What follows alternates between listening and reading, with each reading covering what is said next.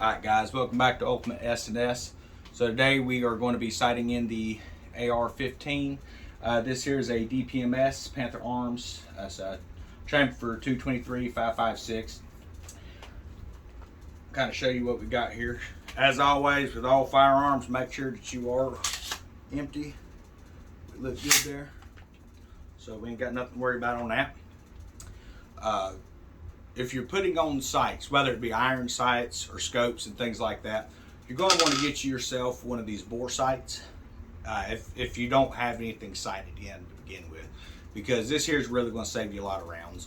I've actually sighted this in. I tried to do this video outside. It is just way too windy. We got a storm moving in, so I'm going to make this video and then we'll add some of the shooting and stuff like that in there as well. But the reason I went with just the A2 handle sights or iron sights on this particular firearm is my other AR, I have a Colt as well. It's set up with scopes and all that kind of stuff. I have an AR-10 that's sighted in at 300 yards. I don't see the need for multiple platforms with the same stuff. So this one here is more for close quarter if you need it. We have the green LED indicator laser and things like that. That's sighted in as well. Adjustable backstop. Pretty typical for your DPMS. I have changed the guards to more of a tactical, so you can fit more attachments on it if you need to. I've got a few things I might put on it as well. But I like the original iron sights that came on my Colt H-bar, and I kind of wanted to mimic those on this as well. They have a lot of different styles. I've tried Magpul and a lot of different brands with the back flip up sights and all that. And my problem with those is after a while, they tend to get where they're flopping around. And this here, you're not going to have any issues with this setup. So I'm going to go through what to do when you're bore sighting. So this bore sight that I bought, this one here costs about 28 bucks. You can get them cheaper on Amazon. I wouldn't recommend going much cheaper than $20 because they're not going to last very long. All you do with them is you screw the back off. Then you're going to take and install your batteries. They're going to have to forgive me, I've got a little arthritis building up in my hands. They don't work quite as good as they used to when I was younger. I guess that's one of the things I always heard growing up, that youth is wasted on the young. And I guess it's kind of true, because if I could put all the knowledge I've got into fields of work that I do in a younger body, I'd probably have it made, man.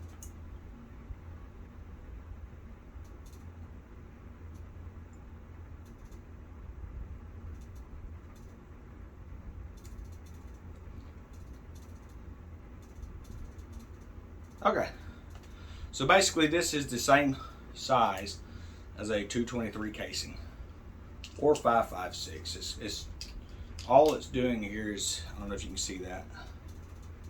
I don't know if that blinded you or not. Probably not, being it's on the camera. You take this, you can install it in the mag, or just breach the chamber, drop it down in there.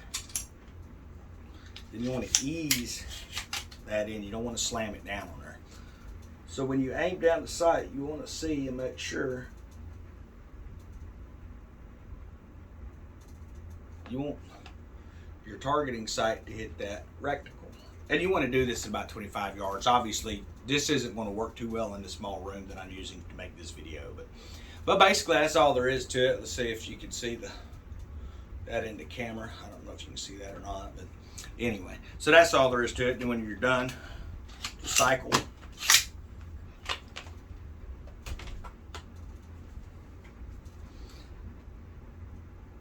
Then you take your batteries out. You don't want it to die. They don't have off-on switches and stuff like that on them. Once the batteries are in, it's on.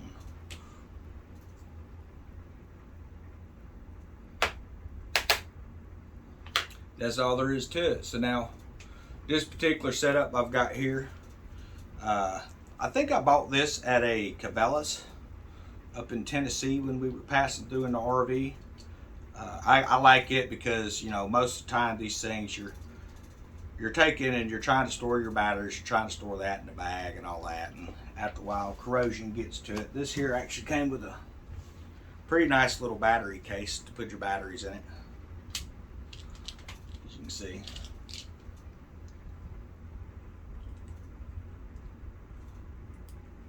Back on here. And always keep it in your case. And you can put this in your gun pack, you know, depending on what kind of packs you're using, things like that. And it's going to last you a long time, man. So I've got these for just about every style firearm that I have. Nah, not the handguns, but as far as my rifles and stuff like that. So I was looking to see if this actually has a brand on here. I'm not seeing a brand name on it, unfortunately. But yeah, so that's all there is to it. Laser bore sight. We're going to have some videos. First video is going to be just kind of getting things dialed in after this. And then we're going to just unleash and go ahead and empty that mag out. So hope everybody enjoys the video. We're going to try to get out and do a few more of these. Like I said, it's really windy today. It's kind of spurred them on trying to throw this together. Whenever you mess with your firearms, things like that, you're going to notice that if you keep your firearms properly maintained, you're going to end up with grease or oil and stuff on your hands. So, but yeah, so a little bit more about this. We'll put a little bit more information about this firearm at the end of the video if you're curious about, you know, where to get some of the attachments and stuff. But let's get on with the shooting, guys.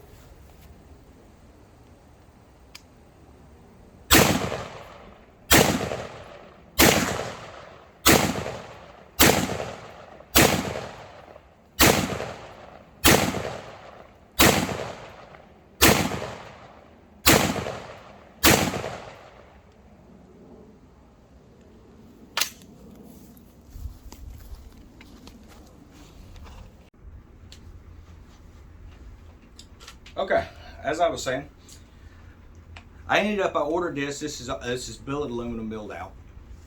This here, depending on where you buy it, if you can buy a mag pool and different things like that. And honestly, you know, they make really great parts for the firearms and stuff like that. But I did not want to spend $200-300 on this, so I went on, I believe it was Etsy, and ended up finding this. Everything is marked. I really like it. It has the covers you can put on it, so you're not tearing your hands up if you prefer to.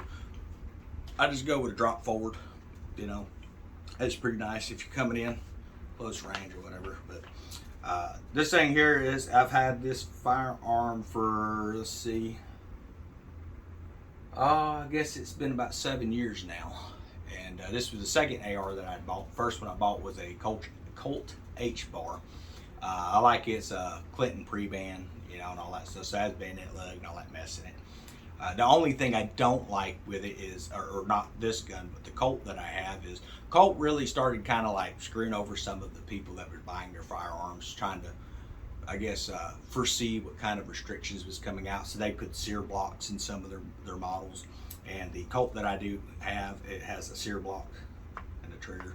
So I've looked at different ways to remove that and stuff like that. And honestly, it's just simpler to just go buy you a DPMS. Now, these firearms, they are not a heavy chrome barrel. DPMS is not. The gas tubes and things like that, if you're just out like just doing some friendly shooting or whatever at the range, they're going to be fine. Now, if you're going to get into a heavy, say, combat situation, things like that, the gas tubes and stuff like that, they'll overheat, especially if you're trying to pass, like, you know, 10, 15 mags through these. There's a guy that had a video up, and he was showing how long before failures on a lot of firearms and stuff. And it's a ridiculous amount. I mean, you're talking like rapid succession hook, these things to machines, and these big drum mags just to see, and it was taking like, you know, 1,000 rapid fire. The barrel would be glowing pure red. So I don't think you're gonna have many issues with that type of stuff, with the type of shooting that, you know, most people would be doing, just out target practicing and stuff like that, or, you know, home defense and stuff. A lot of people like this particular style firearm, because you know you're not going to have to pay more than $400 or $500 for it. Like say though, that's been like 7-8 years ago. I don't know what the pricing of it is nowadays. I think that was right around 500. Then when you start putting attachments and stuff, it gets pretty. You know, the attachments typically will end up running you more than the gun if you're buying certain types of attachments and stuff. But yeah, this firearm here it's been great. I've been up in Wyoming, got some property up there, and I love being out there.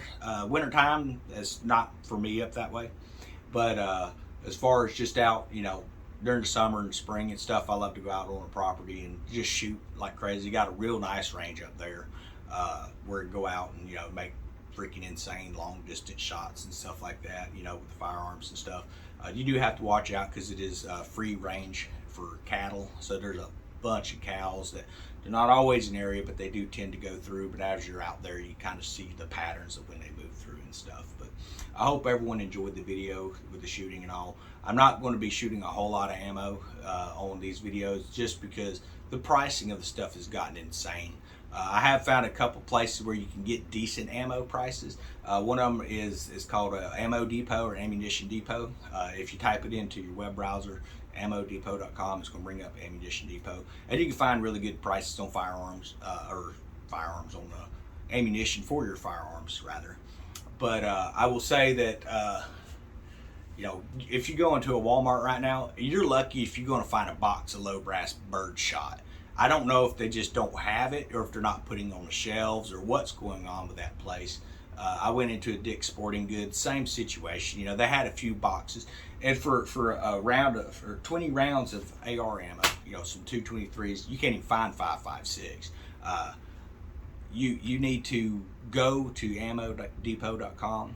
I don't get paid for saying anything about that place. I'm just letting you know where to find the ammunition at. Here recently, I bought 250 rounds of buckshot. It's a 3-inch mag, and I had no issue shooting it. And it was, what did I pay for that? I think I paid like $80 for 250 rounds of buckshot. If you go find that price anywhere in town and let me know where it's at, I'll go buy from them. But I've not seen it anywhere. So right now, that's kind of my supplier that when I go buy ammunition stuff. So what I kind of do is if I buy new ammo, I cycle it into what I already have, because I've got, I'm not going to say how much, but there's thousands of rounds set back, and just in case ever need it, you know, type situation. But it's getting where I don't know if it's the government limiting it.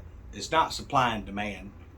People say, well, supply and demand is more firearm owners and things like that. It's not. There's something going on at the top end. I don't know if they're doing like they was doing in the Obama administration, buying it all up or what. I have no idea. There for a while, I had bought a 1022 and could not find 22 ammo anywhere. Long, shorts, didn't matter. Couldn't find it anywhere. Well, eventually I sold the 22. And now it looks like it's becoming a little more prevalent. But when I went to look for 22 ammo just the other day, can't find it.